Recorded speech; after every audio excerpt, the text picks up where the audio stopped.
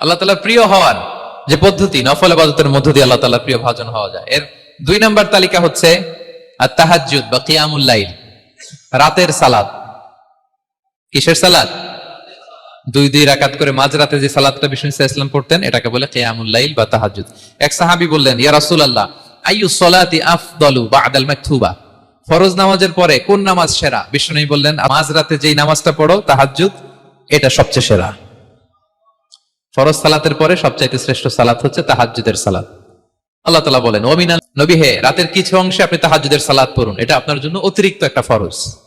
এটা বিষ্ণু সাল্লাল্লাহু আলাইহি ওয়াসাল্লামের জন্য ফরজ ছিল, অতিরিক্ত ফরজ, নাফিলাতান লাক। এবং আসা আইয়া বাআসাকা রাব্বুকা মাকামান মাহমুদ, আশা করা যায় এর কারণে আল্লাহ তাআলা আপনাকে মাকামে মাহমুদে উত্তীর্ণ করবেন। মাকামে মাহমুদ হচ্ছে এমন একটা স্পেশাল জায়গা, একটা মাকাম, যেই জায়গায় দাঁড়িয়ে বিষ্ণু সাল্লাল্লাহু আলাইহি ওয়াসাল্লাম আমাদের জন্য সুপারিশ করবেন। মাকামে মাহমুদে দাঁড়িয়ে বিষ্ণু সাল্লাল্লাহু আলাইহি ওয়াসাল্লাম আমাদের জন্য সুপারিশ করবেন। তাই আমরাও যারা তাহাজ্জুদের সালাত আদায় করব, আমাদেরকে এরকম মাকামে মাহমুদ মানে সুউচ্চ মর্যাদার আসনে আল্লাহ তাআলা নিয়ে যাবেন। যারাই তাহাজ্জুদ পড়ে তাদের মর্যাদা বাড়িয়ে দেয় কে? এই নামাজটাকে আল্লাহ এত পছন্দ করেন কেন? এর কারণ, এটা এমন সময় পড়া হয় যে সময় দুনিয়ার সবাই ঘুমায়। দুনিয়ার সবাই কি করে? নিঝুম নিস্তব্ধ রাত, আপনি উঠে ওযু করে নামাজ পড়তেছেন, তখন আপনি ঘুমান না, আপনি তখন আল্লাহর রঙে রঙিন হতে চান, কারণ আল্লাহও ঘুমায় না। সুবহানাল্লাহ পড়েন। আল্লাহ বলে, লা তাখুযুহু সিনাতু ওয়ালা নাওম, never the sleep nor the slumber overtakes me. আমি আল্লাহর ঘুম তো আসে না, ঘুমের আগে যে তন্দ্রা আসে ওইটাও আসে না। আরবিতে স্বাভাবিক ঘুমকে বলে নাওম। আওয়াজ করে বলেন তো, ঘুমের আরবি কি? নাওম। আর ঘুমের আগে যে একটা ডোজি ডোজি ভাব আসে, ঝিমুনি আসে, এটাকে বলে সিনা। এটার কি বলে? আল্লাহ বলে, লা তাখুযুহু সিনাতু ওয়ালা নাওম, আমি আল্লাহর ঘুম নাই, ঘুমের আগে যে তন্দ্রা আসে ওইটাও নাই। তো আপনি ওই টাইমে আল্লাহর রঙে রঙিন হতে চান, আল্লাহ ঘুমায় না, তো আপনিও ঘুমান না।